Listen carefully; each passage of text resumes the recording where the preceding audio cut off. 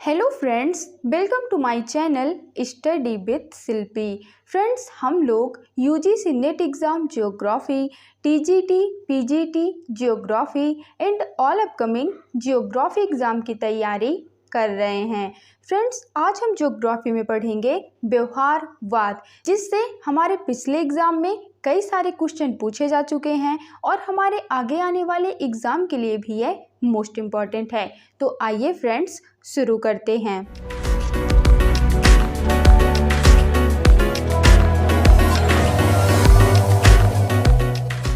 Okay friends, व्यवहारवाद, जिसमें सबसे पहला पॉइंट है व्यवहारवाद के विकास का मुख्य श्रेय विलियम किर्क को जाता है।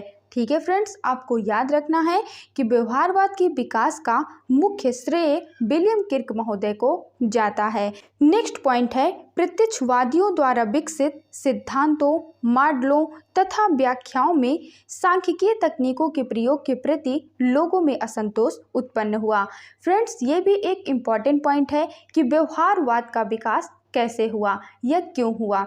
तो फ्रेंड्स, प्रत्यक्षवादियों द्वारा विकसित सिद्धांतों, मॉडलों तथा व्याख्याओं में सांख्यिकीय तकनीकों के प्रयोग के प्रति लोगों में असंतोष उत्पन्न हुआ और इसी के विरोध में व्यवहारवाद का विकास हुआ। ठीक है फ्रेंड्स, नेक्स्ट पॉइंट है व्यवहारवाद एक दार्शनिक दृष्टिकोण है जो ज्ञान का प्रयोग केवल बौद्धिक मनोरंजन के लिए नहीं बल्कि अनुभव को प्रकाशित करने तथा समस्या मूलक दशाओं को समझाने की कसौटी पर परीक्षण हेतु करता है। व्यवहारवादी विचारक ज्ञान प्राप्ति के लिए विशिष्ट परिस्थितियों को महत्वपूर्ण मानते हैं और उसी को विश्व की समझ विकसित करने का आधार मानते हैं। इसके अंतर्गत वैज्ञानिक शोध हेतु अमूर्त नियमों तथा सिद्धांतों का उपयोग मार्गदर्शक के रूप में किया जाता है। इस प्रकार व्यवहारिकतावाद समाज की ठोस समस्याओं का ठोस हल ढूंढने का प्रयास करता है और इसके लिए सैद्धांतिक विचार तथा वास्तविक दशा दोनों के उपयोग का समर्थन करता है। तो फ्रेंड्स देखिए, हमने अपनी पिछली वीडियो में देखा था कि 1960 के दशक में प्रत्यक्षवाद और मात्रात्मक क्रांति ने बहुत जोर पकड़ा और आपको पता है कि प्रत्यक्षवाद एक दार्शनिक विचार था और मात्रात्मक क्रांति आप कह सकते हैं कि एक विधि थी जिसके अंतर्गत मॉडलों का विकास किया गया था जिससे विकास को सुनिश्चित किया जा सके। और ये जो प्रत्यक्षवाद और मात्रात्मक क्रांति थे, ये मान के चलते थे कि मानव एक आर्थिक प्राणी है, यानी कि मनुष्य जो है वह जो भी डिसीजन लेता है वह अपने लाभ के लिए लेता है या फिर मनुष्य का जो मेन मोटिव होता है वह लाभ कमाना होता है। तो इसी के विरोध में व्यवहारवादिता आई और भी बहुत सारी थ्योरी इसके विरोध में आई और इसी में एक व्यवहारवाद है जो प्रत्यक्षवाद और मात्रात्मक क्रांति के विरोध में खड़ी हुई। और जो इसमें मुख्य बिंदु था कि मनुष्य एक आर्थिक प्राणी है, उसका जगह जगह विरोध हुआ और व्यवहारवाद में बताया गया कि मनुष्य एक आर्थिक प्राणी नहीं है और यह भी बताया गया कि मनुष्य बहुत सारी ऐसे काम करता है या बहुत सारे ऐसे डिसीजन लेता है जिससे उसे हानि भी होती है, पर वह ज़रूरत के लिए ऐसे डिसीजन लेता है। यानी मनुष्य हर काम अपने लाभ के लिए नहीं करता है और ना ही मनुष्य एक आर्थिक प्राणी है।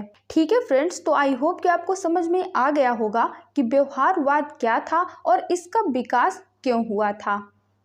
नेक्स्ट पॉइंट है वे भौगोलिक वास्तविकता तथा मानव व पर्यावरण के मध्य संबंध को व्यक्त करने हेतु मात्रात्मक तकनीकों के परीक्षण को असक्त मानने लगे।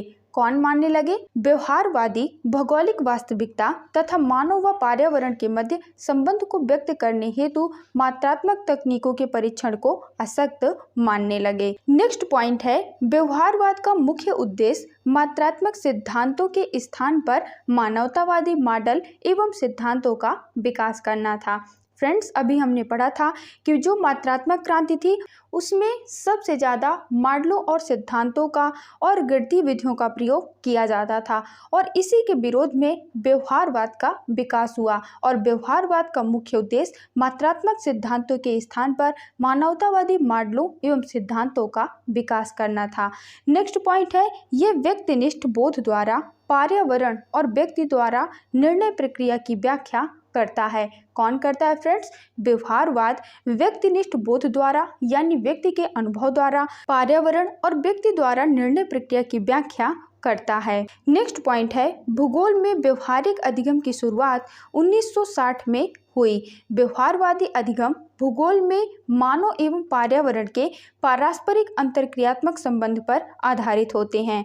गोल्ड ने 1980 में अपनी पुस्तक में बताया कि मानव पर्यावरण के अनुरूप एक रचयिता और उसके द्वारा स्वरचित बना प्राणी है। मोस्ट इंपॉर्टेंट पॉइंट है, आपको याद रखना है कि व्यवहारिक अधिगम की शुरुआत 1960 के दशक में हुई थी और व्यवहारवादी अधिगम भूगोल में मानव एवं पर्यावरण के पारस्परिक अंतरक्रियात्मक संबंध पर आधारित होते हैं। आपको यह भी याद रखना है कि गोल्ड ने 1980 में अपनी पुस्तक में बताया कि मानव पर्यावरण के अनुरूप एक रचयिता और उसके द्वारा स्वरचित बना प्राणी है। ठीक है फ्रेंड्स। नेक्स्ट पॉइंट है मानव के निर्णय उसके मानसिक मानचित्र पर आधारित होते हैं। किसने कहा फ्रेंड्स? व्यवहारवादियों ने कहा कि मानव के जो निर्णय हैं उसके मानसिक मानचित्र पर आधारित होते हैं।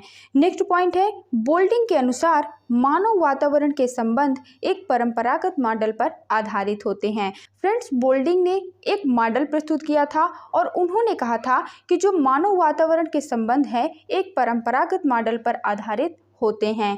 तो फ्रेंड्स, आपको याद रखना है कि बोल्डिंग के अनुसार मानव वातावरण के संबंध एक परंपरागत मॉडल पर आधारित होते हैं और फ्रेंड्स बोल्डिंग ने एक परंपरागत मॉडल भी प्रस्तुत किया था। नेक्स्ट पॉइंट है वातावरण के प्रति व्यवहारवादी सोच एकांकी होता है, इसलिए मानव का स्वतंत्र व्यवहार वातावरण के अन्य पक्षों जिसमें आर्थिक, सामाजिक, राजनीतिक आदि का अप्रत्यक्षतः अवहेलना करता है। इससे मानव के व्यवहार की स्थिति में व यथार्थ स्थिति में रिक्तता पैदा होती है। मोस्ट इंपॉर्टेंट पॉइंट है, आपको याद रखना है कि वातावरण के प्रति व्यवहारवादी सोच एकांकी होता है और इसके अलावा आपको यह भी याद रखना है कि मानव का स्वतंत्र व्यवहार वातावरण के अन्य पक्षों जैसे कि आर्थिक पक्ष, सामाजिक पक्ष, राजनीतिक पक्ष आदि का अप्रत्यक्षतः अवहेलना करता है और इससे मानव की व्यवहार की स्थिति में व यथार्थ स्थिति में रिक्तता पैदा होती है। ठीक है फ्रेंड्स, तो आपको इन सभी पॉइंट को याद रखना है, ये आने वाले एग्जाम के लिए इम्पॉर्टेंट है। तो फ्रेंड्स, हमने अपनी इस वीडियो में व्यवहारवाद को डिटेल में कवर कर लिया है। आई होप कि आपको ये वीडियो पसंद आया होगा। मिलते हैं हमारे नेक्स्ट वीडियो में। Thank you for watching this video.